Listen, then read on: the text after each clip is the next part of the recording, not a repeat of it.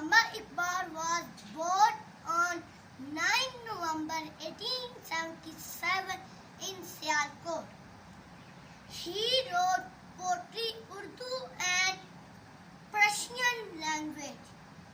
Allama Iqbal is our national poet and hero. Allama Iqbal died on 21 April 1938. He was buried on Lahore.